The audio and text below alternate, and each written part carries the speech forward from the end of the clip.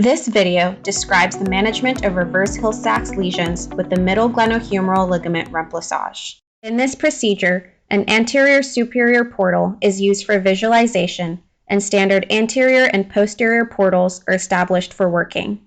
The procedure began by repairing the posterior labrum, and complete diagnostic arthroscopy and debridement was performed. The middle glenohumeral ligament was mobilized from the subscapularis tendon and was grasped to ensure adequate mobility to cover the Hill-Sachs defect. To begin the repair, a suture lasso was passed through the middle glenohumeral ligament. A nitinol wire is passed and retrieved through the cannula in the posterior portal. The lasso is used to shuttle the suture through the anterior surface of the middle glenohumeral ligament, where it is then pulled through the anterior portal, then loaded into a push-lock anchor. This step is repeated with the suture lasso passed through the inferior segment of the middle glenohumeral ligament and the nitinol wire transported across once more.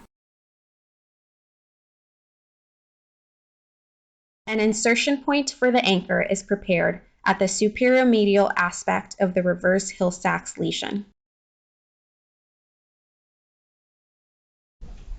The loaded 4-point lock anchor is then inserted into the prepared site in standard fashion.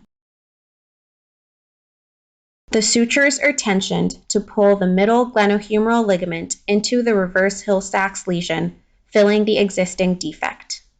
The sutures are then cut short.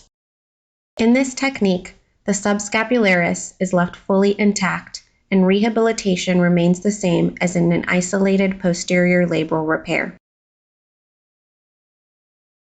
The use of a specialized arm holder may allow for easier rotation of the arm to properly position the Hill-Sachs deformity. It is important to evaluate the presence and mobility of the medial glenohumeral ligament, as it may not be amenable for the reverse remplissage procedure.